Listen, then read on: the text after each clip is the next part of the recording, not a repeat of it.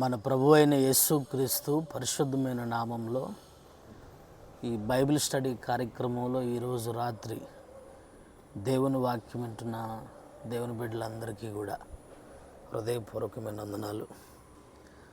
సర్వాధికారిని దేవుడు మిమ్మల్ని ఆశీర్వదించునుగాక. అందరూ కళ్ళు మూసుకోండి, చిన్న ప్రార్థన చేసుకుందాం. ప్రేమ కలిగిన తండ్రి, పరిశుద్ధుడు అయిన యేసయ్య, మీకు స్తోత్రాలు. ప్రతి బుధవారం బైబిల్ స్టడీ కార్యక్రమంలో ఏదో ఒక ప్రత్యేకమైన కోణంలో నేటి సంఘము ఏ విధంగా సంపూర్ణ సిద్ధిని పొందాలో దాని విషయమైన కొన్ని ఆధ్యాత్మికమైన బోధన మీరు మాకు ప్రతి బైబిల్ స్టడీ కార్యక్రమంలో మీరు మాకు తెలియజేస్తున్నందుకు వందనాలు. ఈరోజు రాత్రి మరొక అమూల్యమైన నీ మాటతో మా మధ్యలోకి దిగివచ్చి పరిశుద్ధాత్మ దేవుడా ప్రతి ఒక్కరికి మీరు సంపూర్ణంగా విశదీకరించి మీరు బోధించి వారిని మీరు పరిపూర్ణులుగా చేసి నీ బిడ్డలందరినీ నీ రాకడకు సిద్ధపరచుకున్నామని యేసుక్రీస్తు ప్రశస్తమైన నామంలో హృదయపూర్వకంగా ప్రార్థన చేసుకొని ఈరోజు రాత్రి మమ్మల్ని మేము మీ చేతికి అప్పగించుకుంటున్నాము తండ్రి. Amen, amen. వాక్యం వినే వాళ్ళందరూ కూడా దయచేసి శ్రద్ధగా దేవుని వాక్యం వినడానికి ఇష్టపడండి. ఎప్పుడూ కూడా వాక్యం దగ్గరకు రాగానే దేవుని బిడ్డలు సెటరేట్ అవ్వాలి. శ్రద్ధగా వాక్యం వినేదానికి ఇష్టపడాలి. వాక్యానికి ఎవరైతే ఎక్కువ ఇంపార్టెన్స్ ఇస్తారో వారు దేవునికి వారంటే దేవునికి చాలా ఇష్టం, చాలా ప్రీతి. దేవుడు ఎవరిని మెచ్చుకుంటాడు, దేవుడు ఎవరి పట్ల దృష్టిని కార్యరూపకంగా చేస్తాడంటే వాక్యాన్ని ప్రేమించేవారు. ఈరోజు చాలామంది వాక్యాన్ని ప్రేమించట్లేదు. వాక్యాన్ని చివరి రోజుల్లో ప్రేమించడని ప్రభు ముందుగానే చెప్పాడు. కాబట్టి దయచేసి ఈ చిన్న యూట్యూబ్ ఛానల్లో ఏదో మా వంతు మేము ప్రయత్నం చేస్తున్నాము, చిన్న సేవకునిగా నేను. మీరు కూడా మంచి మనసుతో ఓపిక చేసుకొని దేవుని వాక్యాన్ని వినాల్సిందిగా ప్రభు పేరిట మనవి చేస్తున్నాను. చూడండి, మత్తయి సువార్త 7వ అధ్యాయం 6వ వాక్యం. యేసు ప్రభు ఈ భూమి మీద తన పరిచర్యను ప్రారంభించిన తొలిటి దినాలలో యేసు ప్రభు చేసిన మొట్టమొదటి ప్రసంగమే ఈ 6-7 అధ్యాయాలు. యేసు ప్రభు ఆయా ప్రాంతాల్లో చేసిన బోధలన్నిటికంటే ప్రారంభంలో కొండ మీద చేసిన ప్రసంగాలు చాలా ఉన్నతమైనవి, చాలా లోతైనవి. ఈరోజు యేసు ప్రభు చేసిన మొట్టమొదటి ప్రసంగంలో ఒక విషయాన్ని మాట్లాడాడు. ఆ విషయాన్ని ఈరోజు నేను మీ మధ్యలోకి తీసుకొని రావాలని ఆత్మచేత ప్రేరేపించబడ్డాను. చూడండి, 7వ అధ్యాయం మత్తయి సువార్త 6వ వాక్యం చదువుతున్నాను. చూడండి. పరిశుద్ధమైనది కుక్కలకు పెట్టకుడి, మీ ముత్యములను పందులు ఎదుట వేయకుడి. వేసిన ఎడల అవి ఒకవేళ వాటిని కాళ్ళతో త్రొక్కి మీ మీద పడి మిమ్మల్ని చీల్చివేయును. చూడండి, ప్రభు ఎంత లోతైన మాట అన్నాడు. పరిశుద్ధమైన వాటిని, ముత్యములు అని వెలగలిగిన వాటిని పందులు ఎదుట, కుక్కల ఎదుట వేయొద్దు. పందులు ఎదుట, కుక్కల ఎదుట వేస్తే అవి వాటిని త్రొక్కటమే కాకుండా అవి మీ మీద పడి మిమ్మల్ని చీల్చివేయను. దేవుడు ఒక మాట అన్నాడు అంటే దాంట్లో చాలా శ్రేష్టమైనది ఉంది, అంతే కదా. ఇప్పుడు బంగారము, ఆభరణము, ముత్యములు అని పిలుచుకుంటున్న కొన్ని లోహములు మన ఒంటి మీద ఎంత ఘనంగా ఎంచుకుంటామో, నేను అంటాను మనం వాటిని దాచిపెట్టే స్థలాలు కూడా చాలా ప్రత్యేకంగా ఉంటాయి ఇంట్లో. అదే విషయాన్ని ప్రభు మాట్లాడుతున్నాడు. అట్లాంటి వెలగలిగిన ముత్యములను, విలువగలిగిన ముత్యములను పందుల ఎదుట, కుక్కల ఎదుట పడేస్తే దాని విలువ ఆ కుక్కకి, ఆ పందికి తెలియదు. వాటిని తొక్కటమే కాకుండా మీ మీద పడి మిమ్మల్ని చీల్చివేస్తాయి. ఆలోచించండి ఒకసారి.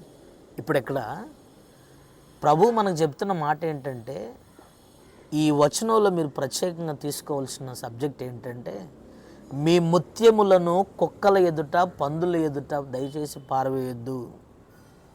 ఇప్పుడు నేను అంటాను, ఇప్పుడు కుక్కలు అంటే కుక్కలు కాదు, రోడ్ల మీద తిరిగే కుక్కలు కాదు. పందులు అంటే ఆ బురదలో తిరిగే పందులు కాదు. ఇప్పుడు మీకు అర్థం కావట్టిన ఒక విషయం చెప్తాను.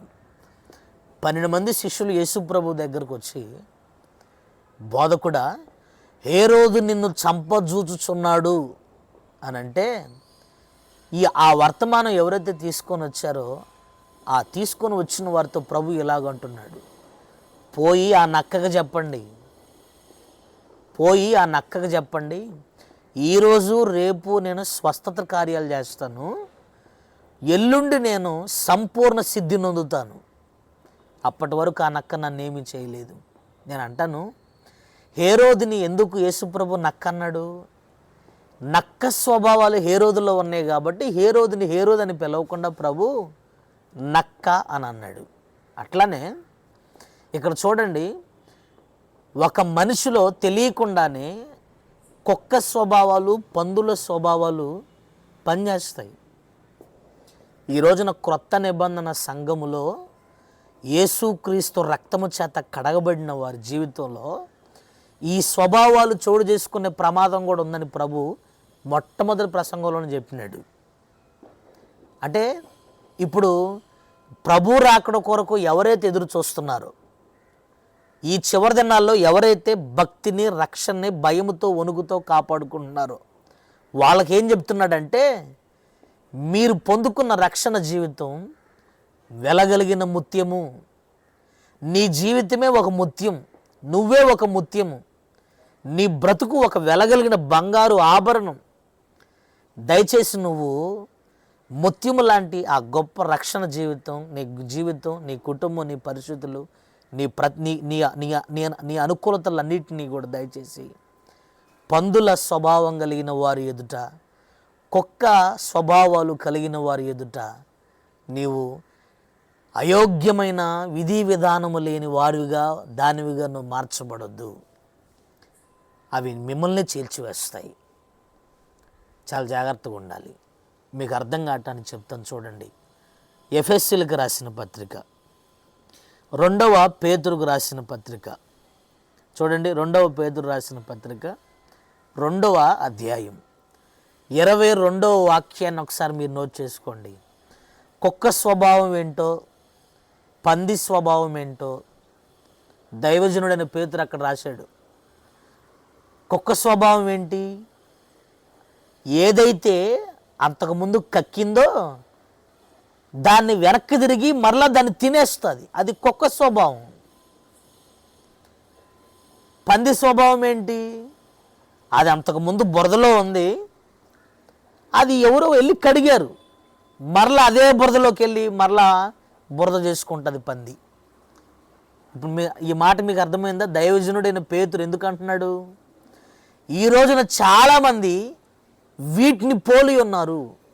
ఇప్పుడు మీరు పైన మీరు చూడండి, 20వ వాక్యాన్ని, 21వ వాక్యాన్ని పైన 20వ వచనం, 21వ వచనం చూడండి. ఒక్కసారి ప్రభు అయిన యేసుక్రీస్తు లోపలికి వచ్చిన తరువాత, అనుభవ జ్ఞానము ప్రభువులో పొందిన తరువాత మరలా వెనక్కి తిరిగివారు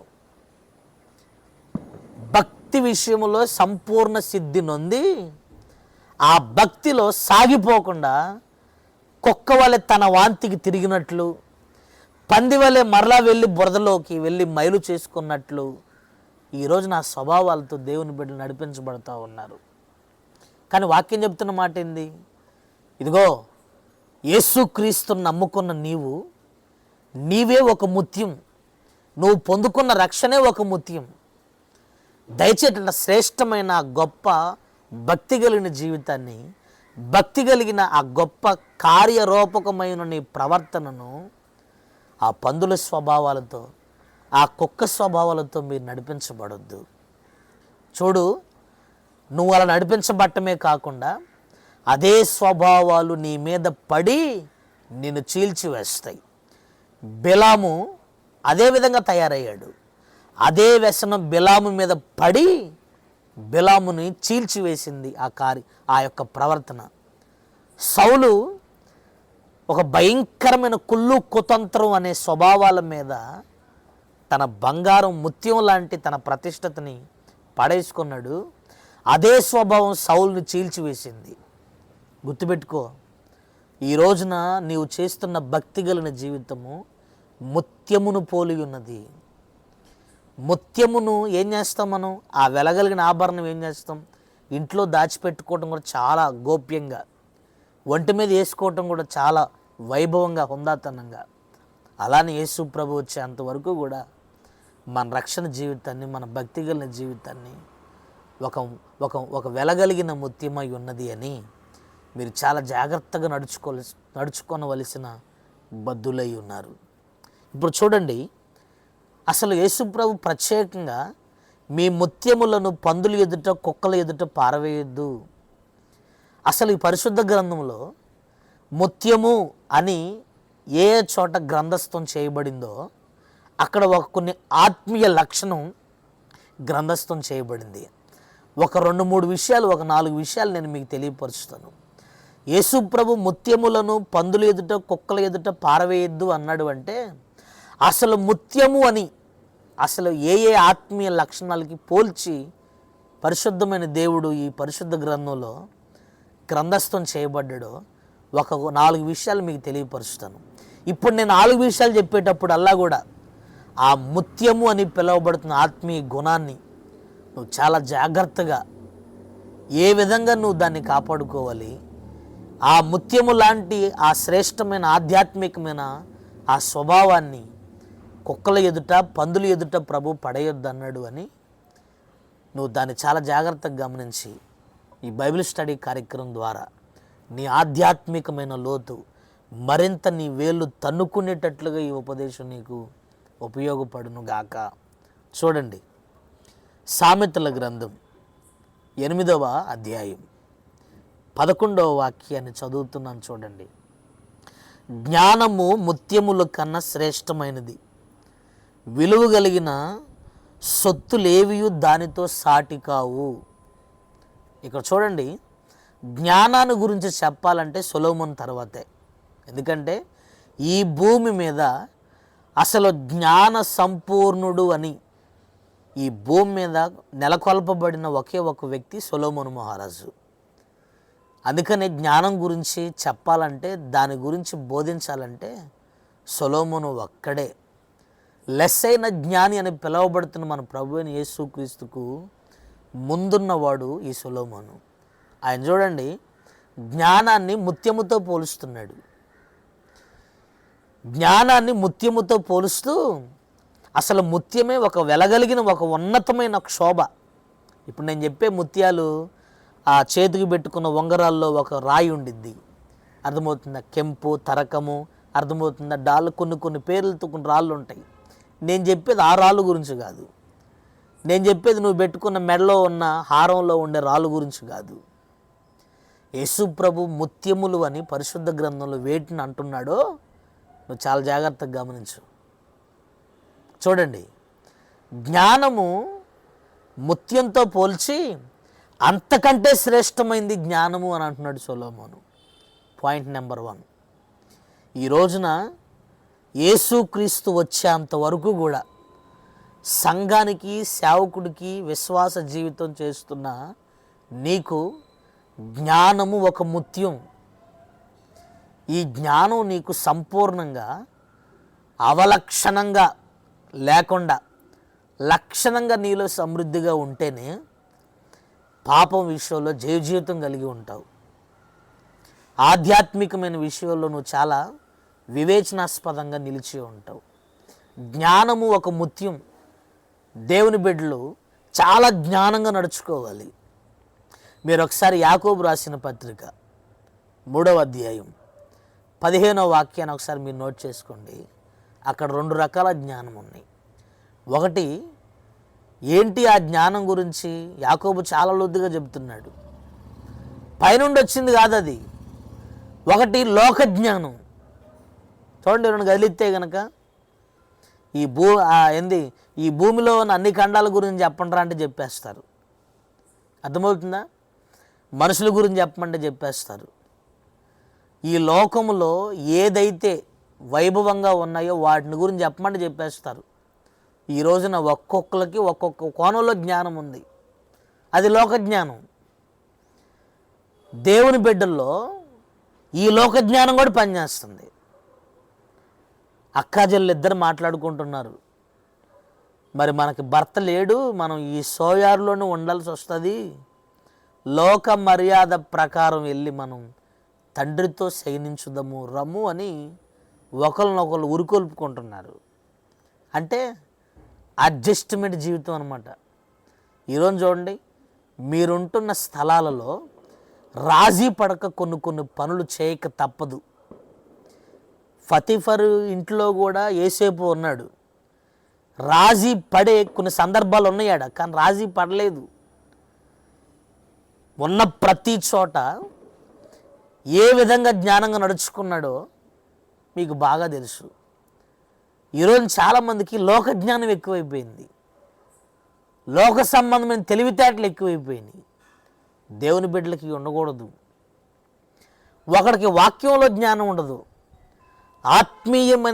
ఆత్మీయంగా ఉండే కొన్ని విషయాల్లో జ్ఞానం ఉండదు, దేవునికి సంబంధించిన విషయాల్లో ఒకడికి జ్ఞానం ఉండదు, మిగతా బయట అన్ని విషయాల్లో జ్ఞానం ఉండదు.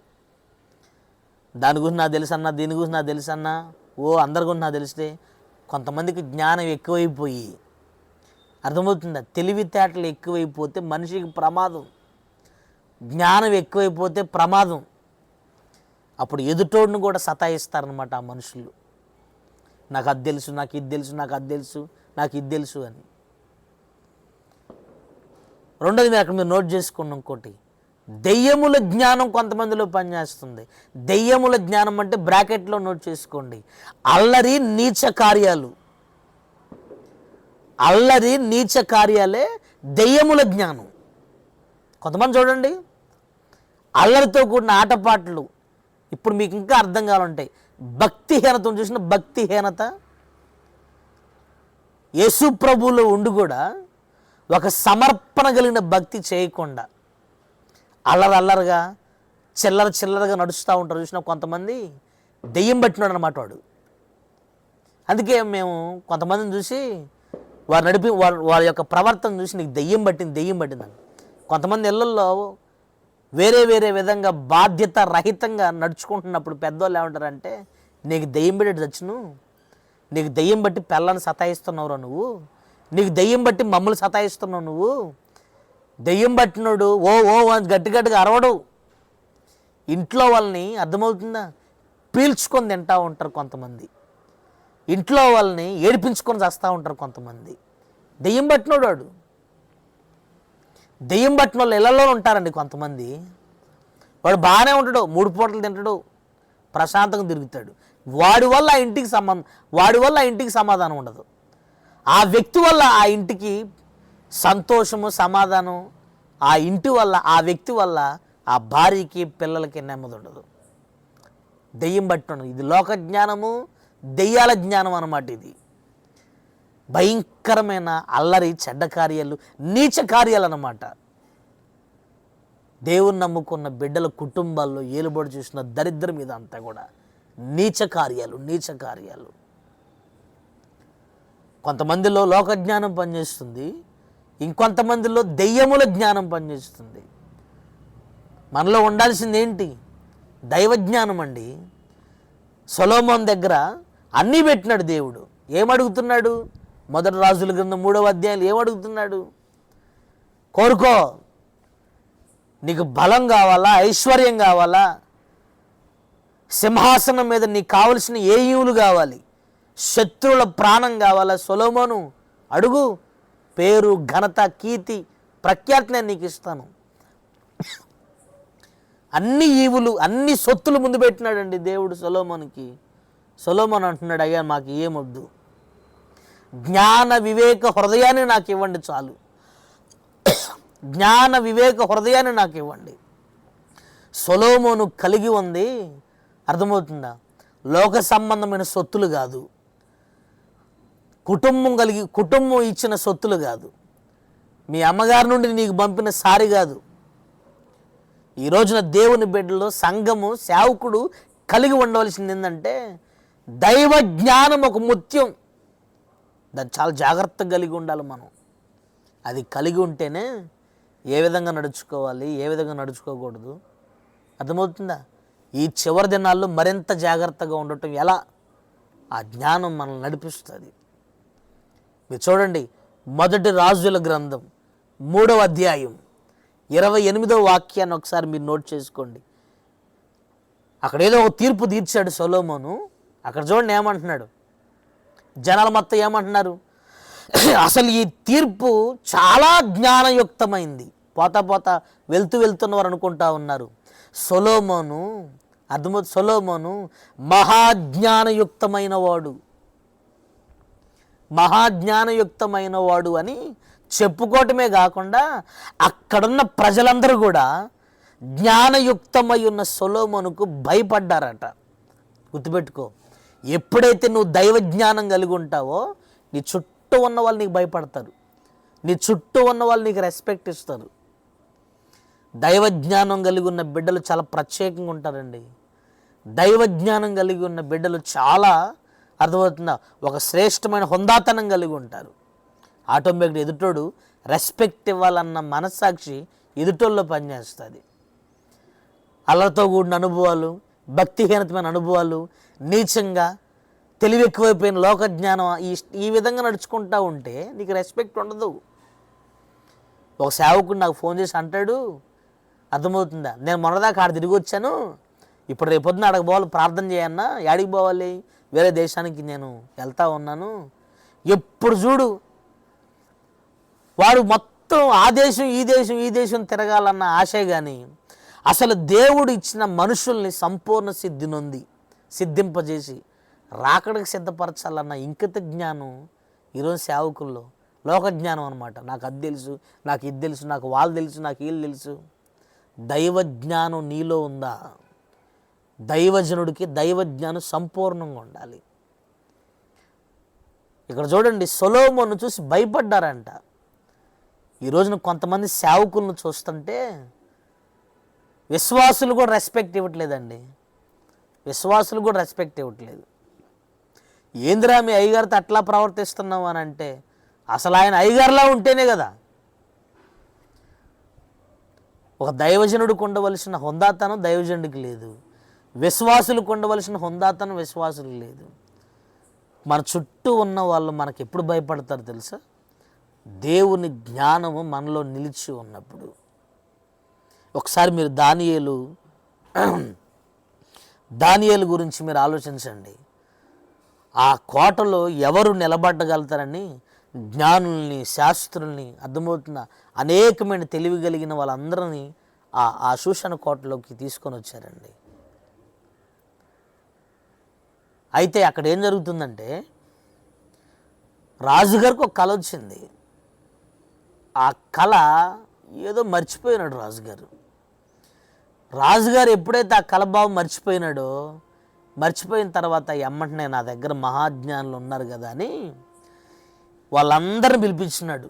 శాస్త్రుల్ని, అర్థమవుతుందా, తర్వాత ప్రధానుల్ని, ఆ తర్వాత శాస్త్రోపజ్ఞానులని, వాళ్ళందరిని పిలిపించి వాళ్ళతో ఒకే ఒక మాట అన్నాడు, నాతో పాటు నేను త్రాగే గిన్నెలో ద్రాక్షరసం మీరు తాగుతున్నారు, నేను తినే భోజనం మీరు తింటున్నారు, కాబట్టి మీరేం చేయాలంటే, నాకు ఒక కళ వచ్చింది, ఆ కళ ఏందో మీరు నాకు చెప్పాలి అని అందరిని పిలిచి వాళ్ళని ఒకటే అన్నాడు, నా గిన్నెలో, నేను తాగే గిన్నెలో ద్రాక్ష మీరు తాగుతున్నారు. మామూలు విషయం కాదు. మరి రాజుగారి గిన్నెలో తాగే ద్రాక్షరసం తాగుతున్నారంటే వాళ్ళు చాలా ప్రముఖులు, మహాజ్ఞానులు ఉంటారనమాట ఆయన దగ్గర. నా గిన్నెలోది మీరు తాగుతున్నారు, నేను తినే భోజనం మీరు తింటున్నారు, నేను కళ మర్చిపోయా. ఓహోని అడుగుతుంటే ఒకడు అంటాడు, కళ వచ్చింది నీకు, ఆయన అట్టటి మర్చిపోయాను నువ్వు. ఇంకోటి అంటాడు, మరలా పోయి పడుకోండి, మళ్ళీ కళ వచ్చింది. ఒక్కొక్కడు మాట్లాడుతుంటే రాజుగారికి బీపీ హైపర్ టెన్షన్లోకి వెళ్ళిపోయింది. దరిద్రులారా, నా గిన్నెలో ద్రాక్షరసం తాగుతున్నారు, నా భోజనం, నా కంచెలో భోజనం చేస్తూ ఉన్నారు, మీరు చిన్న కలబాగం చెప్పలేకపోయారు మీరు. అసలు అని ఏం చేశాడు తెలుసా? వాళ్ళందరూ ఒకవేళ ఆ విధంగా ప్రశ్నించామని తెస్తే ఆ రాజు ఆ జ్ఞానులందరితో చెప్పిన మాట ఏం తెలుసా? మీ నివాసములన్నిటిని పందురుదొడ్డిగా మార్చేస్తా ఉన్నాను, కాల్చేస్తున్నాను, పాడుబడ్డ స్థాయిగా మార్చేస్తాను మీ నివాసంలో. దెబ్బకు మొత్తం పోస్టులు పోయి. ఆ విధంగా మాట్లాడుతూ ఉంటే మీరు తర్వాత చదువుకోవాలి 2వ అధ్యాయంలో. రాజా, వారిలో ఒకడు దానియేలు. వారిలో ఒకడంటే దానియేలు అందరిలాగా అతనితో పాటు గిన్నెలో ద్రాక్షరసం తాగినవాడు కాదు, అందరితో పాటు శ్రేష్టమైన మాంసాహారాలు తిన్నవాడు కాదు, శాకాహారం తిన్నవాడు అంతే, ఏది ముట్టుకోలేదు. కాకపోతే వారిలో ఒకడు, అందరిలా తాగినట్టు అందరిలా తిన్నట్టు ఉన్నవాడు మాత్రం కాదు దానియేలు. అక్కడ ఏమంటాడంటే జ్ఞానయుక్తమైన సమాధానం రాజుకి ఇచ్చాడు. రాజా ఆవేశపడొద్దు, కొద్దిగా సమయం ఇవ్వండి అని సమయం ఇచ్చాడు. దానియేలు వచ్చి ఆ కళని కలబావని చెప్పినాడు రాజుకి. ఆ సంస్థానంలో ఉన్న అధిపతులందరూ కూడా దేవుని పరిశుద్ధ జ్ఞానము కలిగిన వాడు దానియేలు. ఆమేన్. ఒక మనిషి పట్ల దేవుడు ఏం కలిగి ఉన్నాడో, ఏం చేయబోతున్నాడో చెప్పేస్తున్నాడండి దానియేలు. ఈ రోజున సేవకులకు ఉండవలసిన జ్ఞానం ఇది, ఈ రోజున విశ్వాసులకు ఉండవలసిన జ్ఞానం ఇది. మోషే ఏమంటున్నాడు?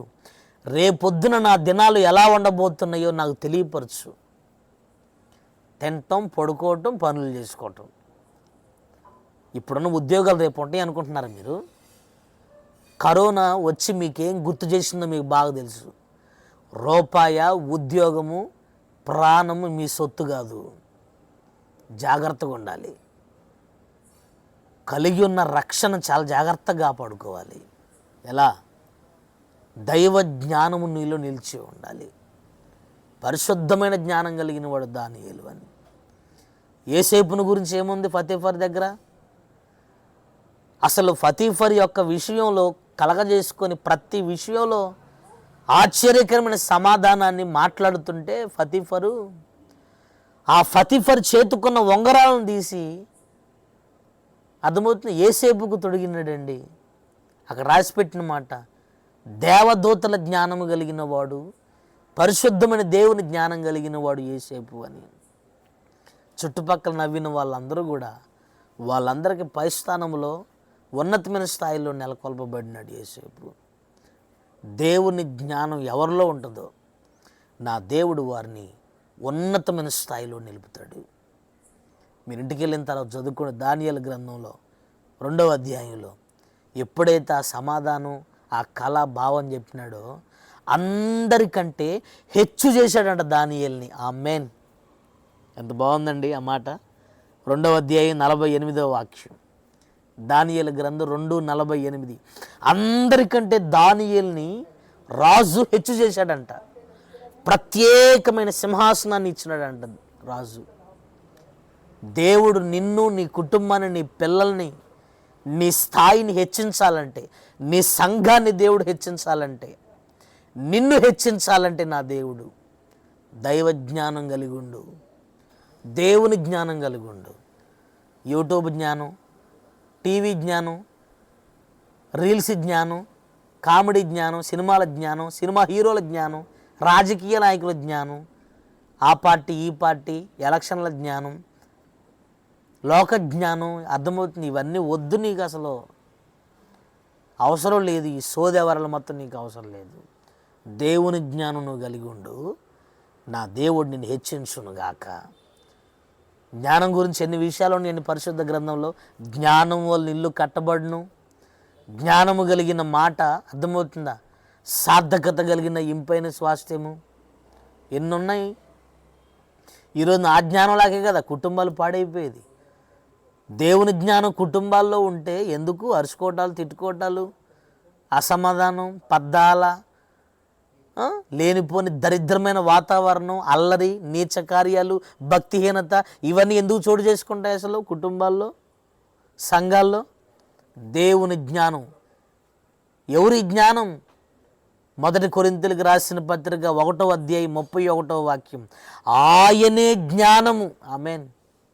ఆయనే మనకు జ్ఞానము. ఆమేన్. మన ప్రభువైన యేసుక్రీస్తే మనకు జ్ఞానము. ఇంకా మీకు బాగా అర్థం కావాలంటే జ్ఞానము అనే దానికి సంపూర్ణమైన డెఫినేషన్ యోబు గ్రంథం 28వ అధ్యాయం 28వ వాక్యం మీరు చూడండి. యెహోవా యందు భయము భక్తి కలిగి ఉండటే జ్ఞానం, చెడుతనాన్ని విసర్జించటమే వివేకం. ఈ జ్ఞానము వివేకం రెండు కవల పిల్లలండి. ఈ రెండు ఉండాలి దేవుని బిడ్డలో. ద ట్విన్ ట్రాన్స్ఫర్మేషన్ అంటూ the holy spirit, these two are. చూసారా, మొట్టమొదటి ప్రసంగంలో ప్రభు మీ ముత్యాన్ని పందుల ఎదుట కుక్కల ఎదుట పారేవి మాకండి.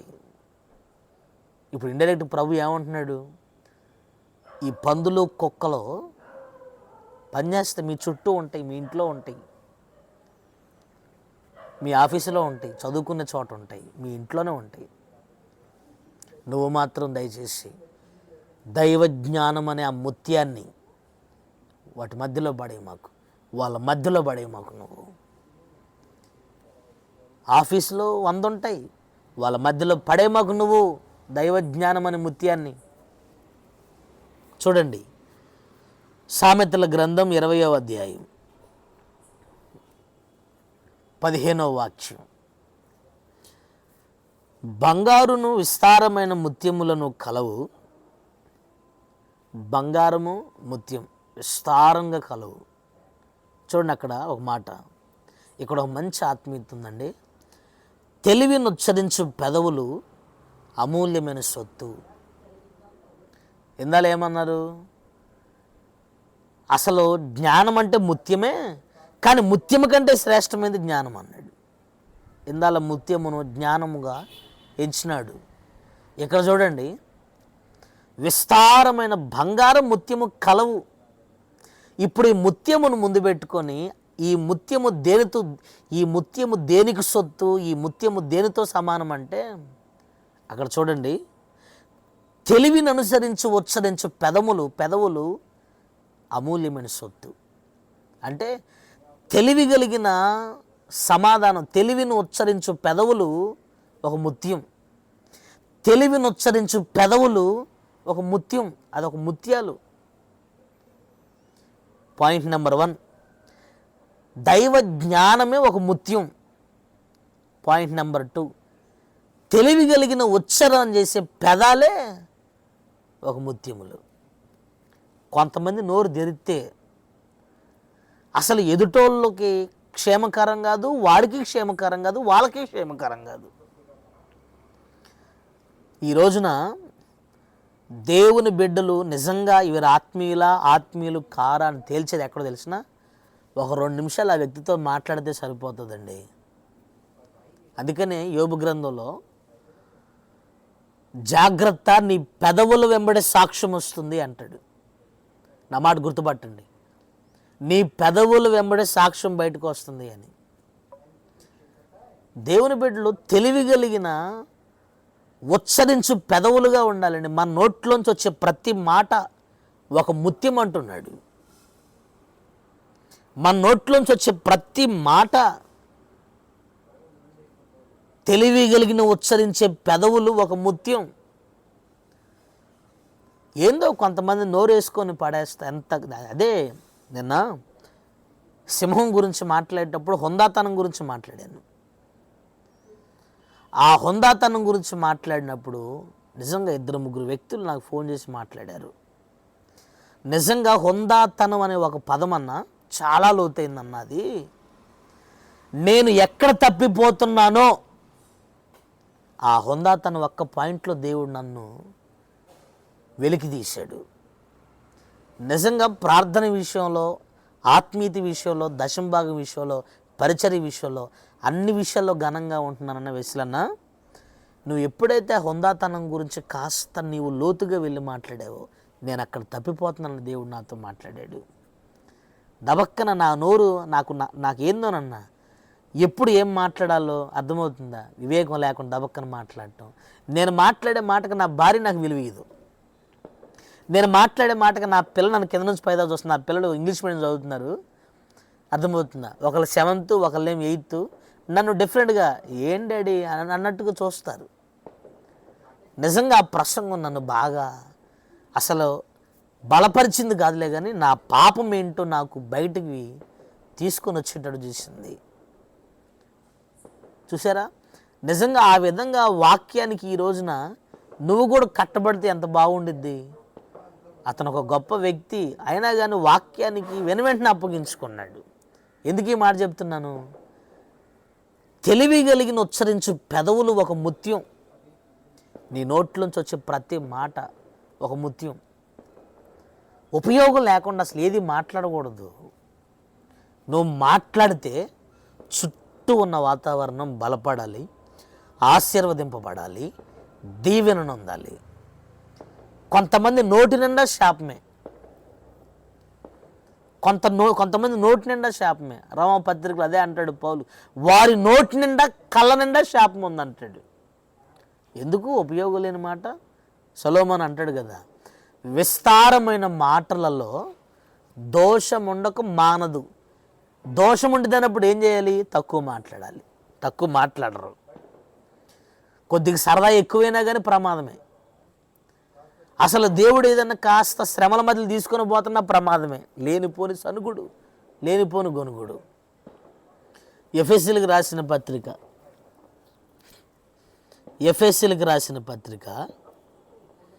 5వ అధ్యాయం 4వ వాక్యాన్ని ఒకసారి మీరు గమనించండి. ఎఫెసీలకు రాసిన పత్రిక 5వ అధ్యాయం 4వ వాక్యం. ఎప్పుడు మన నోట నుండి కృతజ్ఞతా వచనమే బయటికి రావాలి. ఆశీర్వాద వచనమే మన నోట్లోంచి బయటికి రావాలి. ఇంకా అక్కడ చూడండి, సరసోక్తులు, బూతులు, అల్లరితో కూడిన ఆటపాటలు. అర్థమవుతుందా? ఈ బూతులు, సరసోక్తులు, పనికి మాలిన మాటలు, పోకిరి చేష్టల మాటలు ఇవన్నీ నోట్లోంచి రాకూడదు. అది ఏందో నాకు అర్థం కాదు. ఒక భర్త భార్యతో సరదాగా ఉంటున్నప్పుడు ఏ పడితే మాట్లాడతాడు, అది ఏందో అర్థం కాదు. మెమ్మట్ట, మీ నాన్నట్ట, ఇవన్నీ ఏంది ఇది? వాడు మీ తమ్ముడు అట్ట, వాడు మీ బామర్దిగాడు అట్ట. ఎమ్మంటే ఆ మనిషి అనిద్ది, మెమ్మ కూడా అంతే, మీ నాన్న కూడా అంతే. అసలు ఇవన్నీ వాళ్ళ ఎమ్మంటనే మధ్యలో పోతే ఏం తిట్టనుకుంటున్నారంటే సరదాగలే. ఏంటి సరదా? సులువుగా చిచ్చులు పెట్టే పాపము నీ నోట్లో పడతా సాతాను. చాలా జాగ్రత్తగా ఉండాలి. అర్థమవుతుందా? ఎమ్మంటనే ఎదుగుతున్న పిల్లల్ని దవక్కని ఏదో ఒకటి, ఒక దెబ్బ కొట్టుట వేరు, ఏదో ఒకటి. అర్థమవుతుందా? ఆ మాటలు కొన్ని పదాలు మేము వింటూ ఉంటామండి. అసలు ఆశీర్వదించవలసిన పిల్లల్ని దబక్కన ఎమ్మటనే ఒక జంతువుతో పోల్చి మాట్లాడటం. రెండోది అనకూడదు కానీ వేరే పదాలు పెట్టి మాట్లాడటం. వాక్యం చెప్తున్న మాట, నీ నోటిని వచ్చింది నేను ఆమెనంటాను. ఏదో రకంగా మాట్లాడాలి, ఏదో ఒకటి అనాలి, ఏదో ఒకటి ఇది చేయాలి. అదొక సరదా. ఎక్కడ పడితే అక్కడ ఒక సరదా అన్నమాట. ఎందుకు ఇట్లా మాట్లాడుకుంటున్నారంటే ఒడిదే నవ్వుతాల మాట్లాడుకుంటున్నాం. ఎందుకంటే నవ్వుతాలు మాట్లాడేవే మిమ్మల్ని నాశనం చేసేది. దేవుని బిడ్డల నోట్లోంచి ఎప్పుడు కూడా కృతజ్ఞతా వచనం రావాలి, ఆశీర్వాద వచనం రావాలి. సరసోక్తులు, పనికిమాలిన మాటలు, పోకిరి మాటలు, ఇక దీని గురించి చెప్పాలంటే గంటలు చెప్పగలను నేను. ఉపయోగం లేని సంభాషణ దయచేసి మీకు తగదు. సమయోచితమైన పలుకులు పలకటం మనం నేర్చుకోవాలండి. 2 దొడ్ల మధ్యనున్న ఇస్సాకారులో ఒక పాయింట్ చెప్పాను మీకు. ఇస్సాకారీయులు సమయోచితమైన జ్ఞానులు. ఎప్పుడు ఏ విధంగా మాట్లాడాలి, ఎప్పుడు ఏ విధంగా మాట్లాడకూడదు, ఎప్పుడు ఏ విధంగా నడుచుకోవాలి, అర్థమవుతుందా? ఎక్కడ ఎలా నోరు అదుపులో పెట్టుకోవాలి. అందుకని పెద్దోళ్ళు కొంతమందిని కదిలించి తన్నాలంట, కొంతమందిని కదిలికుండా తన్నాలంట. కదిలించి కొంతమందిని తన్నాలి, అర్థమవుతుందా? కొంతమంది కదిలికుండా తన్నాలంట. అంటే దాని అర్థం ఏంటి? కొంతమంది ముట్టుకోండి, ఇక వాడు ఆగడే, ఇక వాడు నాన్ స్టాప్ వాగుతూనే ఉంటానమాట. ఇక అప్పుడు అనిపించింది అనవసరంగా నోట్లో నోరు పెట్టినోరా అని. ఇంకొంతమంది కదిలి మాకండి, కదిలిపోయినా వాడు ఏదో ఒకటి అంటనే, ఏదో ఒకటి వాగుతూనే ఉంటారు. ఇక అది ఆడవాళ్ళు మగవాళ్ళు ఏదో ఒకటి, ఇక ఆ మనిషిని ఆపలేం మనం. అందుకని పెద్దోళ్ళ సామెత అంటారు, కొంతమంది కదిలిస్తే అనాలి, ఇంకొంతమంది కదిలికుండా అనాలని. సరిపోయింది. యేసుప్రభు కూడా ఒకసారి చూడండి, ఏదన్నా పోయి ఒక ఉపదేశం చెప్తా ఉంటే చాలు, ఒట్టిగా ఏదో ఒకటి గెలుచుకు పరిశీలి సర్దుకీలు ఏదో ఒకటి. ఆయన అమ్మనే విత్తనాలు తీసుకొని పోయినాడు ఒకడని యేసుప్రభు అంటా ఉంటే, ఈ పరిశీలి సర్దుకేయులు అవునా, ఏ విత్తనాలా, ఈ పత్తి విత్తనాలా, వరి విత్తనాలా, ఇవన్నీ ఒట్టి మాటలు అనమాట. ఏదో ఒకటి అనమాట, ఏదో ఒకటి. కొన్ని సందర్భాల్లో పరిసయ్యులు సద్దుకయ్యులు ఆ వీధిలో ఉన్నారని యేసుప్రభు తెలిస్తే వెనువెంటనే ఆ ఊరు నుంచి వేరే గ్రామానికి యేసుక్రీస్తు పారిపోయెను అని రాసిపెట్టింది. యేసుప్రభు ఎందుకు పారిపోయి? చేతగా కాదు, వాళ్ళకు ఒకవేళ జ్ఞానం చెప్పినా, తెలివి కలిగిన వచ్చిన పెదవులతో మాట్లాడినా ఆ ముత్యం లాంటి మాటలు వాళ్ళకి అర్థం కాదు, ఆ క్యాపబిలిటీ వాళ్ళకి లేదు. పారిపోయినట్టు చేతగా కాదు. నువ్వు కూడా గుర్తుపెట్టుకో, కొన్ని సందర్భాల్లో ఎస్కేప్ మెంటాలిటీ కలిగి ఉండు, ఎస్కేప్ మెంటాలిటీ. ఎందుకంటే అక్కడ టైం వేస్ట్ చేయవద్దు నువ్వు. ఎందుకంటే నువ్వు చెప్పినా ఎక్స్ప్లెయిన్ చేసినా ఎదుటోడికి ఆ స్ట్రెంత్ ఉండదు, ఆ తెలివి కలిగిన మాటలు జాగ్రత్తగా వినే జ్ఞానం ఎదుటోళ్ళకు ఉండదు. అందుకనే ఆ పందుల ముందు పోసిన దాంతో సమానం ఆ మంచి మాటలు. అర్థమవుతుందా? పందుల ముందు పోసిన ఏదో అంటారు కదా, హిందువులో సామెత, రామాయణం మొత్తం విని రాముడికి చేత ఏమైందంట.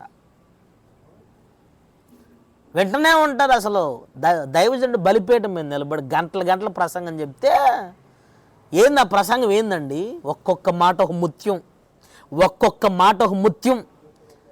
తెలివి కలిగి ఉచ్చరించు పెదవుల్లో నుండి వచ్చిన ముత్యాలండి ఆ మాటలు, ఆ మామూలు మాటలండి. ప్రసంగం మొత్తం అయిపోయిన తర్వాత ఎరా ఏంటి అర్థమైంది ఆ పాయింట్? ఏ పాయింట్ అన్నయ్య? చూసారండి, ఈడొక పంది, వాడి ముందు ఆ ముత్యాలు మొత్తం వాళ్ళ కాళ్ళ కింద పోసింది దాంతో సమానం. మన పోయిన బైబిల్ స్టడీలో ప్రసంగం విన్నవా అంటే కనుక విన్నానయ్యా అనిద్ది ఓహామా. సరే చెప్పమ్మా అంటే కనుక అమ్మ డైరీ తీయలేక. ఒకడంటాడు చెప్పయ్యా అంటే కనుక ఈరోజు వింటాను, ఈరోజు రాత్రి వింటాను. ఈ వాక్యం ఈ రోజున విశ్వాసుల దగ్గర ఏమైపోయింది తెలిసిన? బాధపడొద్దు. పందుల ముందు కుక్కల ముందు ముత్యాలు పోయొద్దు, ఇదే ప్రభు అంది ఇదే. అంటే కొంతమంది పంది స్వభావాలతో ఉంటారు, సంఘంలోకి రాగానే ఫ్రెష్గా తెల్ల బట్టలు వేసుకొని ఉంటారు, బయటికి పోని మళ్ళీ బురద. ఇప్పుడు ఆ బురద అంటించుకొని వచ్చినోడికి ముత్యం లాంటి ఉపదేశాలు చెప్తే వాడికి ఏం అర్థమైద్ది? వాడు తొక్కటమే కాకుండా నీ మీద పడతాడు రా. ఇంకొంతమంది కుక్క స్వభావాలు కలిగి ఉంటారు, చేసే మొత్తం చేసి అర్థమవుతుందా ఏమీ తెలియదు నంగనాశల్లా వస్తారు మందిరాల్లోకి. వాళ్ళు కూడా వింటారు, అబ్బా అబ్బా అబ్బా వింటూ ఉంటారు. మళ్ళీ అమ్మటనే ఏనానా ఉపదేశం అంటే కనుక ఏముండదు. ఆ మాటే ప్రభు అంది, పందుల దగ్గర కుక్కల దగ్గర ముత్యాలు పోయేద్ది. ఇప్పుడు యేసుప్రభు పారిపోయింది చేతగా కాదు. యేసుప్రభు ఉద్దేశం ఏంది? ఆ కుక్కల మధ్యలో నేనెందుకని, ఆ పరిసయ్యులు సద్దుకయ్యుల మధ్యలో, ఆ పందుల మధ్యలో నేనెందుకు? ఒకవేళ నేను పోయినా నేను చెప్పిన మాటలు వాళ్ళకి అర్థమవుతాయా? అంత స్ట్రెంత్ వాళ్ళకు ఉందా? వాళ్ళ మధ్యలోకి పోయి ముత్యమై ఉన్న నా మాటలు వాళ్ళ పాదాల దగ్గర పోసే బదులు అప్పగించుకొని లోబడుతున్న బిడ్డలు గ్రామాలు ఎన్నో ఉన్నాయి, అక్కడికి వెళుదును అని అక్కడి నుంచి పారిపోయాడు ఇప్పుడు. ఇందులో ఎంత మర్మం ఉంది?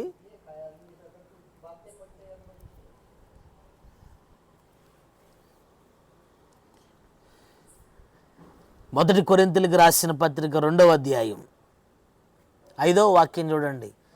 కొంతమంది సేవకులు అసలు పిట్టకథలు చెప్తారు బలిపీఠం మీద. తెలివిని ఉచ్చరించు పెదవులతో ఉపదేశం చేయరు. ఆ బలిపీఠం నిలబడి మొన్న అమ్మగారికి నాకు గొడవ అయింది, మేము బాగా తిట్టుకున్నాం అమ్మ, ఈ ఇంట్లో విషయాలు చెప్పటం అర్థమవుతుందా? ఇంకోళ్ళు ఏమో మొన్నే నేను అసలు ఆడకు పోయొచ్చాను, ఆడ పూలు భలే ఉన్నాయి, ఆడ భలే బిల్డింగ్లు ఎంత ఎత్తు ఉన్నాయి, ఇవన్నీ పనికిమాలిన మాటలు అన్నమాట. ఇంకో సేవకుడేమో మొన్న అక్క 20,000 ఇచ్చింది, ఆ 20,000తో ఈ బల్ల కొన్నాను, ఆ 20,000తో అదిగో ఇదిగో అన్నాను. ఉపయోగం లేని మాటలు. ఇక్కడ చూడండి పౌలు అంటున్నాడు, కింద కూర్చున్న విశ్వాసులకి మేము తీయని మాటలు వినియోగించట్లేదు. ఉంది అక్కడ. 1 కొరింథీయులకు రాసిన పత్రిక 2వ అధ్యాయం 5వ వాక్యం. జ్ఞానయుక్తమైన తీయని మాటలు మేము వినియోగించట్లేదు. అసలు దైవ సేవకులు విశ్వాసులను టెంప్ట్ చేసే మాటలు చెప్పకూడదు. విశ్వాసులను గద్దించి హెచ్చరించి ప్రభువులు స్థిరపరిచే బోధ మనం చేయాలి. అంతేగా తీయని మాటలు చెప్పకూడదు. సేవకులు విశ్వాసాలు తీయగా ఉండకూడదు. ప్రేమించాలి. ప్రేమించిన వాళ్ళకి గద్దింపు హెచ్చరించగల బోధ చేస్తారు. అంతేగాని తీ ఉండకూడదు. బలిపేట మీద నిలబడితే అర్థమవుతుందా? నేను అంటాను, ఉపదేశం అర్థం కావటానికి 1, 2. కొంతమంది అర్థమవుతుందా, ఉపమానాలు బాగా చెప్పాలని అసలు పద్దాలు నవ్వులు. అసలు కొన్ని ప్రసంగాలు అంతా నవ్వటమే. ఎమ్మంటే ఈ మనిషి అనేది ఇది బాగా గుర్తుంది, అయ్యగారు బాగా వాక్యం చెప్పిండు, బాగా నవ్వించిండు, ఈరోజు బాగా నవ్వించిండంటే నీకు ముత్యము దొరకలేదు. తీయని మాటలు చెప్తున్నాడు. అక్కడ పౌలు గారు చూడండి, మేము తీయని మాటలు చెప్పేవాళ్ళం కాదు. మేము యేసుక్రీస్తు రక్షణలో మిమ్మల్ని స్థిరపరచుటకు జ్ఞానయుక్తమైన తీయని మాటలు మేము మీకు వినియోగించట్లేదు. ఖండిస్తున్నాం, గద్దిస్తున్నాం, హెచ్చరిస్తున్నాం. ఈ ఆలోచనలు మీరు కలిగి ఉండదురుగాక. 1, జ్ఞానము ఒక ముత్యం. కుక్కల దగ్గర పందుల దగ్గర పడే మాకండి. దైవజ్ఞానం, నీలో ఉన్న దైవజ్ఞానం ఒక ముత్యం, పడేయొద్దు. 2, తెలివిని ఉచ్చరించు నీ పెదాలు. జాగ్రత్త. తెలివిని ఉచ్చరించు నీ పెదాలు. తెలివిగా ఉచ్చరించు నీ పెదాలు. తెలివిగా ఉచ్చరించాలి. తెలివిగా. మనం చెప్పలా ఇస్సాకారు గురించి చెప్పేటప్పుడు దాంట్లో యోబుని తీసుకొచ్చాయి కదా. మూర్ఖురాలు మాట్లాడుతున్నట్టు మాట్లాడుతున్నావు అన్నారు యోబు. ఎమ్మటనే వాళ్ళ భార్య, ఇంతకు మూర్ఖురాలు అనలేదా? నేనేం చెప్పాను మీకు? వాస్తవానికి అన్నాడు, కానీ అనలేదు. తెలివి కలిగి ఉచ్చరించు పెదాలు యోబు గారి. ఓహోబు ఏమన్నాడు? మూర్ఖురాలు మాట్లాడితే ఎట్లా అట్లా మాట్లాడుతున్నావు అమ్మాయి. మళ్ళీ ఏమన్నాడు? మూర్ఖురాలులాగా మనం తగ్గకూడదు కదా. వాళ్ళ భార్యకి అర్థం కాలేదు, వెళ్ళిపోయింది ఆ నుంచి. కొంతమంది చూడండి, ఎగిరెగిరి పడతారు భార్యల మీద. ఎగిరెగిరి పడితే ఏముండిద్ది? తన హృదయంలో నీ మనసు నీ స్థాయిని కోల్పోతావు నువ్వు. తెలివిగా ఉచ్చరించు నీ భార్య దగ్గర మాటలని. పిల్లలు జాగ్రత్తగా తెలివిగా ఉచ్చరించండి మీ మాటలు. సేవకులారా, తెలివి కలిగిన ఉచ్చరణ కలిగిన ఉపదేశం అనే మాటలు ఉచ్చరించండి బలిపీఠాల మీద. అది మీ క్షేమం, అదొక ముత్యం. దయచేసి మీరు ఎక్కడ పడేయద్దు అంటున్నాడో మీరు బాగా గమనించాలి. చూడండి, సామెతల గ్రంథం 31వ అధ్యాయం. సామెతల గ్రంథం 31వ అధ్యాయం 10వ వాక్యాన్ని ఒకసారి మీరు నోట్ చేసుకోండి. గుణవతి అయిన భార్య దొరుకుట అరుదు, అట్టిది ముత్యము కంటే అమూల్యమైనది. సొలొమోను రాసిన ప్రతి మాటలో ఒక మర్మం ఉంది. పరమగీతం అనగానే ఒక ప్రియుడు ప్రియురాల మధ్య కన్వర్జేషన్ ఎలా అయితే ఉంటుందో, ఆ ప్రియుడు మన ప్రభువైన యేసుక్రీస్తు అని, ప్రియురాలు ఈ రోజున క్రొత్త నిబంధన సంఘమని ఆ గీతిక ఆయన రచించుకున్నాడు. ప్రసంగి, సామెతలు ఇవి కూడా చాలా మర్మయుక్తమైనవి. ఇక్కడ అమ్మని గుణవతి అంటే అర్థమవుతుందా? ఆడవాళ్ళ దగ్గర తీసుకొని పోవటం కాదు. కొంతమంది పెళ్లి కార్డులు వేసుకుంటారులేండి, గుణవతి, అర్థమవుతుందా? శీలావతి, ఒక ప్రత్యేకమైన పేర్లు పెట్టుకుంటారు. మగోళ్ళు వేసుకోలేండి, అవి ఆడవాళ్ళు వేసుకుంటారు. నేను చాలా అందాల తారని, అర్థమవుతుంది, సితారని అని వేసుకుంటారు. కొంతమంది వేసుకుంటారు, ఆడవాళ్ళు వేసుకుంటారు. నేను ఇట్ట అని. మగవాళ్ళు వేసుకోలేండి. అంటే మామూలుగా కొన్ని ఉంటాయి, కొన్ని పత్రికలు ఉంటాయి, మేము దాంట్లో ఆడవాళ్ళు వేసుకుంటారనమాట. నేను అర్థమవుతుందా? అట్లాంటి మా అమ్మాయిని పెళ్లి చేసుకుని పెళ్లి కుమారుడా అని కొన్ని కార్డులు మేము చూసినాం. మగవాళ్ళు వేసుకురు అవి. గుణవత్త అనగానే అమ్మని ఆడవాళ్ళ దగ్గర పోకూడదు మీరు. ఇక్కడ చూడండి, గుణవతిని సంఘంతో పోల్చి మాట్లాడుతున్నాడు జ్ఞాని అయిన సొలొమోను. అంటే సంఘములో ఉన్న ప్రతి వ్యక్తి కూడా ఒక సుగుణం కలిగి ఉండాలి. అదే నీకు ముత్యం. గుణవతి అయిన భార్య. ఈ రోజున సంఘము భార్యతో పోల్చబడితే రేపొద్దున రాబోతున్న వాడు మన ప్రభువైన యేసుక్రీస్తు భర్తను పోలి ఉన్నాడు. ఇప్పుడు భర్తను పోలి ఉన్న మన ప్రభువైన యేసుక్రీస్తు భార్యగా పోలి ఉన్న మనం ఎలా ఉండాలంటే, అందరూ భార్య కారు కదా ఆయనకి. ఇప్పుడు భార్యగా ఉండదగినది ఎవరంటే సుగుణం కలిగింది. ఆ సుగుణం కలిగిన వారుగా సంఘములో చేర్చబడ్డ ప్రతి విశ్వాసి, సంఘములో నిలిచి ఉన్న ప్రతి సేవకుడు ఈ సుగుణం కలిగిన వ్యక్తిగా, సుగుణాలు కలిగిన వ్యక్తిగా నిలిచి ఉండాలి. పరిశుద్ధ గ్రంథంలో సుగుణాన్ని అర్థమవుతున్న ప్రచురం సుగుణాన్ని వ్యక్తపరుచుకున్న వాళ్ళు, ఒకటి రూతు, ఎంత సుగుణం కలిగిందండి, ఆ గుణం ఎంత గొప్పది. రెండోది ఎస్తేరు, ఎంత సుగుణంగా నడుచుకుంది. వీళ్ళిద్దరిని మీరు గమనించండి. పరిశుద్ధ గ్రంథంలో వీళ్ళకు ప్రత్యేకంగా పడతారు. వివాహం అయిపోయిన తర్వాత గోమెరు కూడా సుగుణాన్ని ఎలా నిర్ణయించుకుందో పరిశుద్ధ గ్రంథంలో కొంతమంది స్త్రీలు, కొంతమంది పురుషులు సుగుణాన్ని ఎలా వ్యక్తపరుచుకున్నారో మీరు చాలా పరిశీలన చేసి మీరు పరిశుద్ధ గ్రంథాన్ని ఒకసారి మీరు బాగా ధ్యానించండి. ఈరోజు చూడండి, చాలామంది పైకి చాలా అందంగా పడతారు, పైకి చాలా అందంగా పడతారు, పైకి చాలా ప్రత్యేకంగా పడతారు. గుణం మంచిది కాదు, గుణం చెడ్డది. గుణం చెడ్డది. దేవుని బిడ్డలు దేవుని విషయంలో దేవునికి దగ్గరగా అనేకమైన వారికి ఆశీర్వదకరంగా ఉండాలంటే గుణం మంచిది కావాలి. గుణం మంచిది కావాలండి. సంఘములో చేర్చబడిన విశ్వాసి గుణం కలుగుంటూ అంటే ఏంటి? మీరు ఒకసారి తిమోతికి రాస్తున్న పత్రికలో ఒకసారి చూడండి.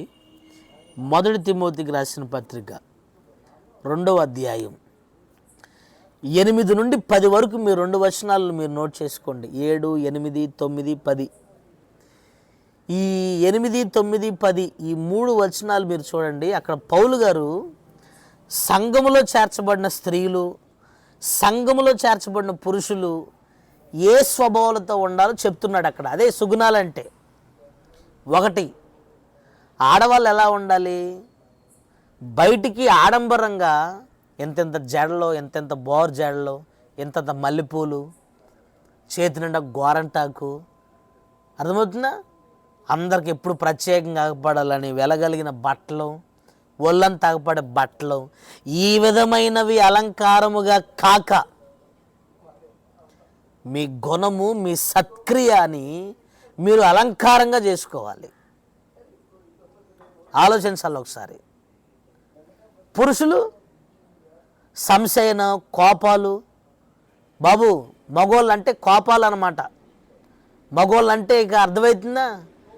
ఏదో ఒక భక్తి విషయంలో వారికి అవిశ్వాసం, సంశయం అనే అవిశ్వాసం. అందుకనే ఈ మగోళ్ళు ఏం చేయాలంటే పరిశుద్ధమైన చేతుల పైకెత్తి ప్రార్థన చేయి.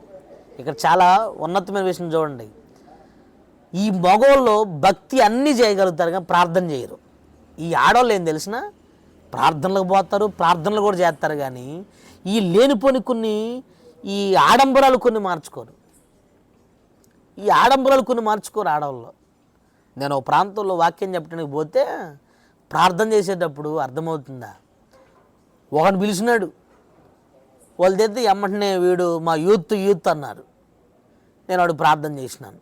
ఇంకో 2 పిలిచినాడు సేవకుడు, అన్న మా సంఘం యూత్ అన్న.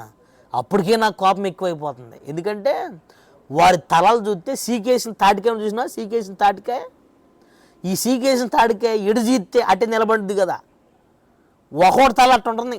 వాడి తల ఈ మోచెప్పుల దగ్గర ఎంతెంత మందం, శాట మందం కోసి ఆ శనిగిన ప్యాంట్లు, సీకేసిన తాటికాయ తలలు ఎత్తుకొని ఈ పాస్టర్ గారు అంటాడు, మన యూత్ అనియా, మన యూత్. నాకు అప్పటికే బీపీ ఎక్కువైతుంది.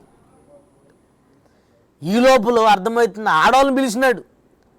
ఆడవాళ్ళని పిలిచి అమ్మటిని అన్నాడు, మన సంఘంలో ఉన్న ఆడవాళ్ళు మొత్తానికి ఏమీ పెద్ద మనిషి అంట.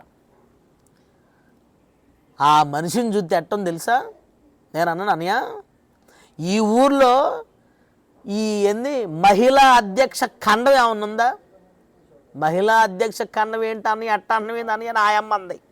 అమ్మ నువ్వు ఆ ఖండానికి అధ్యక్షురాలు అగపడుతున్నావు, యాస్టీజ్ సినిమా హీరోయిన్లా ఉన్నావు అమ్మ. నువ్వు సంఘానికి ఉండవలసిన ఒక ఆడగూతురుకున్న లక్షణాలు నీలో లేవు. సేమ్ అసలు సినిమా హీరోయిన్లా ఉన్నావు నువ్వు. ఆ మొహం, ఆ వయ్యారం, అంటే సినిమా హీరోలు అంటే బాహాటంగా కనపరుచుకుంటావు కదా, నువ్వు అట్లా ఉన్నావు. నువ్వు అసలు ఆయన చెప్తున్నట్టు నువ్వు లేవు. ఏం చెప్పే అనుభవాలు పాస్టర్ గారు మీరు కూడా ఏంటి అని చెప్పేసి మాట్లాడేసరికేగా 2 మొక్కలు ప్రార్థన చేయించుకొని వెళ్ళిపోయారు. అసలు మాలాంటి సేవకులతో అట్లాంటి సమస్యలు వస్తాయి. ఏ ఆకురాలన్నా ఏ తాకురాలదు. అర్థమవుతుందా? ఎవరు విన్నా వినకపోయినా ఇట్లాంటి మాటలు మేము చెప్పక మాను.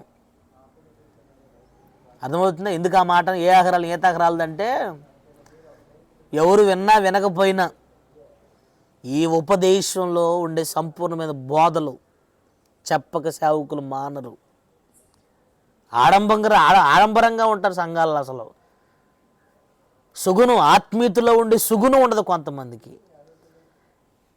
అట్లాంటి గుణవతి కలిగిన విశ్వాసులు దొరుకుట అరుదు. అట్లాంటి గుణవతులు కలిగిన విశ్వాసి, ఆ పరిచారకుడు, ఆ విశ్వాసులు పురుషులు స్త్రీలు దొరుకుట అరుదు. కొంతమంది ఉంటారండి భలేగా, అసలు ఎంత ఉన్నా కానీ చాలా చాలా చాలా దాని చాలా మంచి తగ్గింపు కలిగి, విధేయత కలిగి చాలా సింపుల్గా ఉంటారు. వాళ్ళు చూస్తే 2 చేతులు పైకి దండం పెట్టబుద్ధి అయింది. ఆడంబరంగా ఉంటారు కొంతమంది. తర్వాత పెద్ద వైభవంగా ఉంటారు. 10 మంది సేవకుల ముందు, సంఘం ముందు అట్లా ఏదేది ఇది చేసుకోవాలని చెప్పేసి. మగవాళ్ళకి ఏముండాలి? సంఘంలో ప్రార్థన ఉండాలి. కానీ వీళ్ళకి ప్రార్థనలో ఉండదు. అర్థమైతే నీ సంఘంలో ఏమైనా జరిగితే కనుక పక్కకు పోయి గుసగుసలు అడుకోవటం అనమాట. అదట్ట ఇదట్ట పెద్ద మనగాళ్ళు. సేవకుడిని కాబట్టి మాట్లాడుతున్నాను, లోబడు. వీళ్ళు ప్రార్థన చేసుకోరు, ప్రతి దాని గురించి గుసగుసలు ఆడుకోవటం అనమాట. అందుకనే పౌలు గారు అంటున్నారు, సంశయాన్ని మానాలి మీరు. 2 కోపాలు. మామూలు ఎంత కోపం ఉంటుంది అనుకున్నాం? మందులో ప్రశాంతంగా ఉంటారు కానీ ఇళ్లల్లో కొద్దిగా తేడా వచ్చినా కానీ అసలు మామూలు కోపం. పురుషుడు కోపము బహువేంద్రమైంది, అర్థమవుతుంది. కానీ కోపము దేవుని చిత్తం నెరవేర్చదు. కోపాలు 2 రకాల కోపాలు ఉంటాయి. మేము ఉన్నామండి, మేము అన్ని విషయాలు కోపడుతూనే ఉంటాం. కానీ ఈ కోపములో నీతి ఉంది, ఈ కోపములో సంపూర్ణత ఉంది. యేసుప్రభు రోకలు మార్చేటప్పుడు కోపపడలా, అది ఉపయోగలేని కోపం కాదు. అర్థమవుతుంది. మీ ఇళ్లలో ఉన్న కోపాలు, సేవకులు కోపాలు 2 ఒకటట్టు అవుతాయి. మేము ఒక వ్యక్తితో సరదాగా 1 గంట సేపు ఉంటే 10 రోజులు సీరియస్గా ఉంటాం మేము. సుగుణం అండి, ఒక ముత్యం చాలా అనుకూలంగా ఉండాలి. నీ భక్తిలో, నీ ఆత్మీయతలో ఆడంబరంగా ఉండొద్దు. నువ్వు వేసుకునే బట్టలు, నీ ఆలోచనలు, నీ నడిపింపు, నీ నడక, నీ ప్రవర్తన చాలా సుగుణంగా ఉండాలి. రూతును చూడగానే అసలు బోయాజు అసలు చాలా ఇష్టపడ్డాడు. ఆలోచించండి ఒకసారి. ఎస్తేరును చూడగానే అసలు రాజు అందరికంటే ఎస్తేరుని ప్రేమించాను. అందరికంటే నువ్వు అలా ఉండాలి. సంఘంలో అందరికంటే నువ్వు అలా ఉండాలి. నీ చుట్టూ నువ్వు ఎక్కడికి అందరికంటే. నా మాట మీకు అర్థమవుతుందా? మన ఈ మధ్య హామా అయ్యా నేను గొలుసు బంగారం కొనుక్కుంటున్నాను అని అంటే నేను అన్నాను, చివరి రోజులు నీ బంగారం అవసరమే లేదు, బంగారం కొనుక్కో అన్నా. కొనుక్కున్న తర్వాత ఆ బంగారం ఏం చేసుకోవాలి? సొత్తుగా ఉంచుకొని నేను కొనుక్కో అన్నాను. ఏం చేశాను మరి? కొనుక్కున్న తర్వాత ఎమ్మంటే మళ్ళీ నాకు ఫోన్ చేసి అనిద్ది, ప్రార్థన చేయండి ఒంటి మీద వేసుకుంటా అనిద్ది. ప్రార్థన చేసి ఒంటి మీద వేసుకుందాం అనుకుంటున్నాను, అర్థమవుతున్నా, వయ్యారంగా తిప్పుకుందామని చూస్తా ఉన్నాను. ఏదో డబ్బులుంటే అర్థమవుతుంది, ఎప్పటికైనా ఇదైపోతే సొత్తు ఉంటే, బంగారం ఉంటే బాగుంటుంది, సరే ఎందుకులే అని చెప్పేసి అని తీసుకోమన్నాం. అదిగానే ఉండాలి. మళ్ళీ ఎమ్మంటే మళ్ళీ నాకే ఫోన్ చేసి, అర్థమవుతుందా, మీరు ప్రార్థన చేస్తే వేసుకుందాం అనుకుంటున్నాను, గంగురెద్దులో తిరుగుదాం అనుకుంటున్నాను. ఇదేం ప్రతిష్ఠ మళ్ళీ? నేను రాయలసీమలో పరిచయం చేసేటప్పుడు అసలు పరిచయంలో నాతో పాటు మంచి సమర్పణలో ఉన్నారు కొంతమంది. ఒక పెద్ద అక్క మంచి మంచి చాలా అసలు ఆ అమ్మ సంఘంలో చాలా మంచి ఇది, ఆమెను చూస్తేనే ఒక మంచి నడిపింపు కలిగి ఉన్నారు, ఆమెను చూసి నేర్చుకున్న వాళ్ళండి. అట్లాంటి ఆవిడ అనుకోకుండా ఒక రోజున నేను విజిటింగ్కి వెళ్ళానండి. విజిటింగ్కి వెళ్తే ఎమ్మటనే దబక్కన వెళ్ళాను. ఆ అమ్మ బీరువాకు ఉన్న అద్దం దగ్గర నిలబడి అసలు ఒళ్ళంతా అసలు ఏదో మొత్తం మొత్తం మొత్తం ఇక్కడ ఇన్ని మొత్తం వేసుకొని నిలబడింది. నేను ఎమ్మటనే ఇక ఇంట్లో సంబంధించిన వాళ్ళు ఏమని, అక్క పోయొత్తానక్క, అక్క వచ్చాక వస్తానంటే, అన్యో నేనే అంటుంది. నేను అన్నాను, రెప్కక్క నువ్వా అన్నాను. నేనే అన్నయ్య. మరి ఏంటక్క, అసలు ఎన్నడూ లేదే, ఏందక్క ఈ ఒంటి మీద అంటే, ఆ మనిషి అనేది, అసలు నాకు బంగారం ఒంటి మీద ఎలా ఉండిద్దో చూసుకుంటున్నాను అన్నయ్య అంటే. నా మాట మీకు అర్థమవుతుందా? జనాల కోసం, సంఘం కోసం, సేవకుల కోసం, దేవుని కోసం వేసుకోవట్లేదు, కానీ దాని మీద ఉన్న ఇచ్చ మాత్రం పోలా ఈ మనిషికి. అది ఇదే ఇచ్చ, ఇదే వ్యామోహం అనేది. ఈ మనిషి వేసుకోదు, కానీ దాని మీద ఇచ్చ ఉంది, లోపల దాన్ని కోరుకుంది. కోరిక లేకపోతే నువ్వు ఎలా వేసుకుంటావు? అసలు ఇదేం సమర్పణ, ఇదేం ప్రతిష్టత? సగును. నాకు ఒక మనిషి మెసేజ్ పెడతాం, ఒక మనిషి డైరెక్ట్గా నన్నే అడుగుతారనమాట, ప్రార్థన చేసి వేసుకుందాం అనుకుంటున్నాను. దరిద్రమైన సమర్పణ, పనికిమాలిన సమర్పణ. సొత్తుగా ఉండిద్దయ్యా అని చెప్పేసానంటే ఓకే, పెట్టుకోండి, మంచిది. ఉన్న డబ్బులు నీ ఇంట్లో ఉన్నది అది ఇది చేస్తే కనుక బంగారం ఆడకూతురు మంచి ఆలోచన కలిగి ఉన్నాం అని చెప్పి అనుకుంటే ప్రార్థన చేయండి, వేసేసుకోండి, తిరుగుగా గంగరెద్దులాగా. ప్రతిష్టతను బాగొట్టుకొని, లేవి ధర్మాన్ని బాగొట్టుకొని తిరగండి. ఆలోచించాలి ఏంటి అనేది, ఆలోచించాలి. సుగుణం. మీరు అనొచ్చు, అయ్యా బట్టల్లో ఉండిద్దా బంగారంలో ఉండిద్దా అని. కనపరుచుకునే విధానాలు కొన్ని ఉంటాయండి, అవి మనం చెయ్యాలి.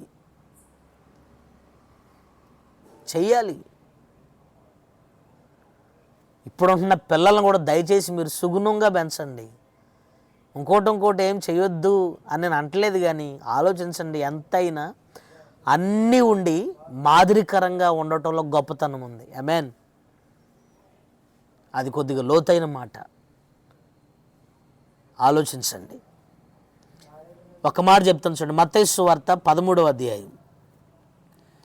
మత్తయి సువార్త 13వ అధ్యాయం 45-46 ఈ రెండు వచనాలు మీరు గమనించండి. పరలోక రాజ్యము ఒక ముత్యము, ఆ ముత్యమును వెతుకుతున్న ఒక వర్తకుడు కనుగొని దాన్ని అమ్మిందంతా పోలి ఉంది అని అంటాడు. చూడండి ఒకసారి, పరలోక రాజ్యము మంచి ముత్యములను కొనవెదుకుచున్న వర్తకుని పోలి ఉన్నది. అతడు అమూల్యమైన ఒక ముత్యమును కనుగొని పోయి తనకు కలిగినదంతయు అమ్మి దాన్ని కొనును. అంటే ఒక ముత్యాన్ని కొనుక్కోవటం కోసం, సొత్తు చేసుకోవటం కోసం అతడు కలిగినదంతా అమ్ముకొని, అంటే అతడు ఏవైతే కలిగి ఉన్నాడో వాడు కలిగి ఉన్న మొత్తం అమ్ముకొని వచ్చిన డబ్బుతో ఆ ముత్యాన్ని కొనాలి. ఉంటారు కదా కొన్ని ఇంట్లో ఉన్న అన్నీ పాత గీత మొత్తం అమ్మేసి ఏదైనా కొత్త సామాన్ తీసుకొని చూసినా ఇది అట్లా అనమాట. ఇప్పుడు చూడండి, ప్రభు ఎంత మర్మంగా చెప్పినాడు. ఇది పరలోక రాజ్యం ఒక ముత్యం, దాన్ని వర్తకుడు కొనుక్కోవాలి. ఇక్కడ వర్తకుడు మన ప్రభువైన యేసుక్రీస్తును. ఇప్పుడు ఆ వర్తకులు ఎవరో కాదు, మనమేనండి. ఇప్పుడు మనం ఆ ముత్యాన్ని కొనుగోలు చేసుకోవాలి. అర్జెంటుగా కొనుగోలు చేసుకోవాలంటే మనకు కలిగిందంతా అమ్మివేయాలి. ఏం కలిగి ఉందో మనం? లోక సంబంధమైన వాటన్నిటినీ కలిగి ఉన్నాం మనం, వాటిని మనం అమ్మేసేయాలి. ఈ లోకపరంగా, భౌతిక పరంగా ఉన్న అనుభవాలన్నింటినీ వద్దనుకోవాలి మనం. భూ సంబంధమైన వాటన్నిటిని వద్దనుకోవాలి మనం. దీన్నే సమర్పణ, దీన్నే ప్రతిష్ఠత అంటారు. ఈ లోకము, దాని బంధము, దాని బంధుత్వము వద్దనుకొని దేవుని కొరకు, అర్థమవుతుందా, ఒక ఉన్నతమైన పిలుపు, దర్శనం, ఏర్పాటు, వేరుబాటు జీవితం కలిగి బతికితే అదిగో రాబోతున్న గొప్ప శ్రేష్టమైన నగరి అనే ముత్యాన్ని నువ్వు కొనుక్కున్న దాంతో సమానం. ఫిలిప్పీలకు రాసిన పత్రిక 3వ అధ్యాయం 7, 8, 9, 10 ఈ 3 వచనాలు మీరు గమనించండి. ఏ విధము చేతనైనను ఆ మొదటి పునరుద్ధానములో ప్రవేశింపవలెనని నాకు కలిగినదంతా కూడా నష్టముగా ఎంచుకొనుచున్నాను. ఆమేన్. పరలోక రాజ్యం అందరికి దక్కదు. పరలోక రాజ్యం అందరికి దక్కదండి. ఆ పరలోక రాజ్యం ఎవరికి దక్కుతుందో తెలుసా? ప్రస్తుతం నువ్వు ఏవేవైతే కలిగి ఉన్నావో, అర్థమవుతుందా? కొంతమంది త్రాగుబోతనం కలిగి ఉన్నారు, జోదం కలిగి ఉన్నారు, కోపం కలిగి ఉన్నారు, వ్యభిచారం కలిగి ఉన్నారు, పోకిరి చేష్టలు, భక్తిహీనత, జారత్వం, అబద్ధాలు, బూతులు, ఉపయోగాలని దరిద్రత అంతా కలిగి ఉన్నావు. దాన్నంతా అమ్మేయాలి ఇక్కడ నువ్వు. అర్థమవుతుందా? యేసు ప్రభువుగా ఉన్నాడు రెడీగా. అప్పుడు ఆయన నీకు వర్తకం ఇస్తాడు, అప్పుడు నీకు ఆయన ధనం ఇస్తాడు. మనకు కలిగిందంతా అమ్మేస్తే, ఇక్కడ ఇప్పుడు పౌలు గారు పొలాలు గెలాలేం అమ్మలా, అతడు ఏదైతే కలిగి ఉన్నాడో వాటిని వద్దనుకున్నాడు. అది అమ్మివేయటం అంటే. డబ్బు కలిగి ఉన్నాడు, ఐగుప్తు ధనం కలిగి ఉన్నాడు, వద్దనుకున్నాడు మోషే. పౌలు గారు కూడా, అర్థమవుతుందా, రోమా పౌరసత్వం కలిగిన వాడండి, వద్దనుకున్నాడు. పిహెచ్డి స్కాలర్ అండి ఆయన ధర్మశాస్త్రంలో. ఏది వద్దనుకున్నాడు అసలు? లోక సంబంధమైన పేరు, ప్రఖ్యాతలు, ఘనత, డబ్బు, బంధువులు, స్నేహితులు, అయినోళ్ళు, కానోళ్ళు, తాత ముత్తాతలు, ఏలు పట్టుకున్నాడు, ముందు నడిపించినాడు, కాలు కడిగినాడు. ఇవన్నీ ఎవడొద్దు మాకు, అలా ఎవడొద్దు. మాకు పరలోక రాజ్యం కావాలి.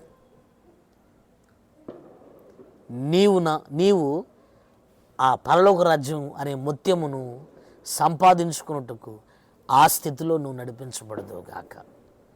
ఆమేన్. కలిగి ఉన్న వాటన్నిటిని వదిలేసుకుంటేనే కానీ నీకు అది దక్కుతుంది. 4 ముత్యాలు చెప్పినాను నేను మీకు, అర్థమవుతుందా?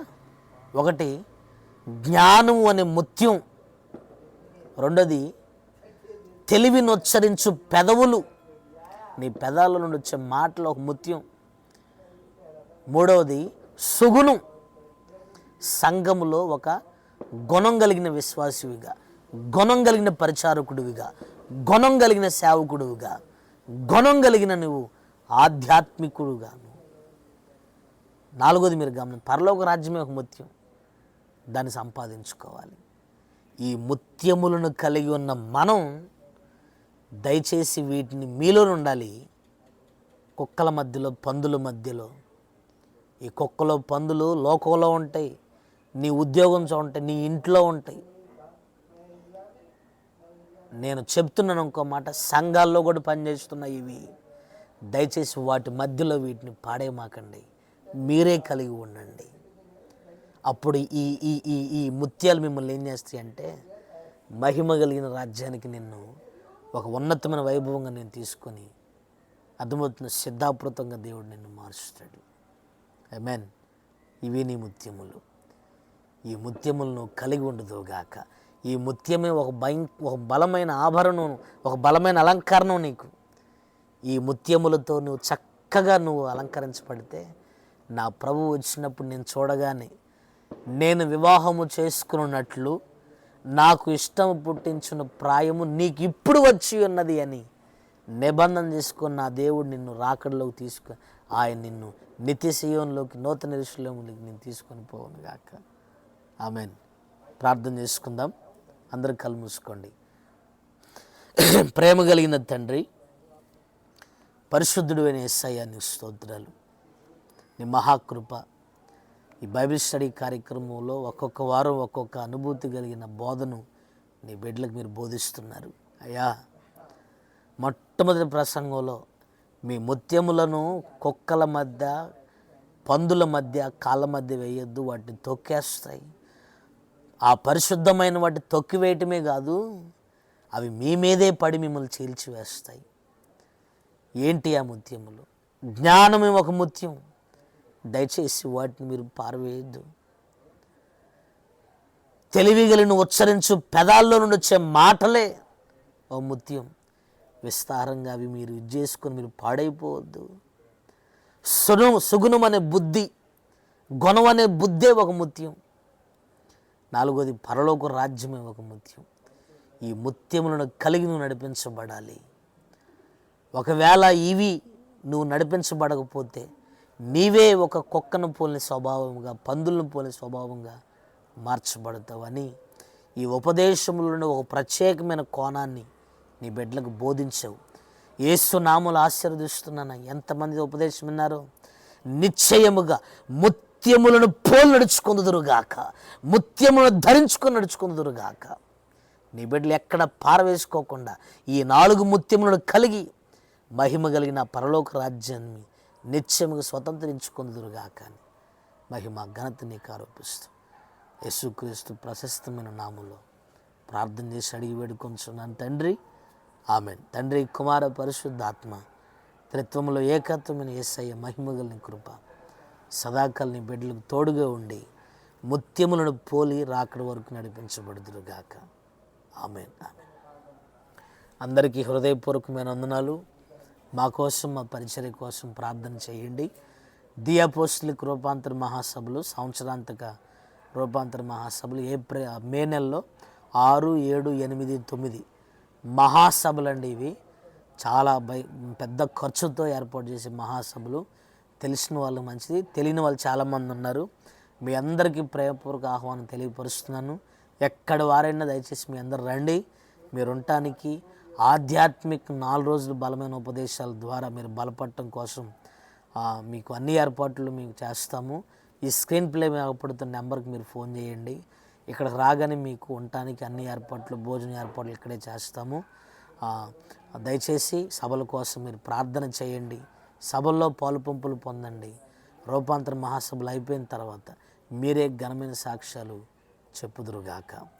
మేము చేస్తున్న పరిచర్య దీనదాసుడిని నేను ప్రభు చిత్తానుసారంగా చేస్తున్న ప్రతి పరిచర్యను ప్రభు నన్ను బలపరిచి వాడుకున్నట్లు మా కోసం, పరిచర్య కోసం మాకు ఇంకా మందిరానికి స్థలం లేదు. ఆ స్థలం కోసం కూడా మీరు ప్రార్థన చేయవలసిందిగా ప్రభు పేరు మనం చేస్తున్నాను. సర్వశక్తిమంతుని దేవుడు మిమ్మల్ని ఆశీర్వదించునుగాక. ఆమెన్.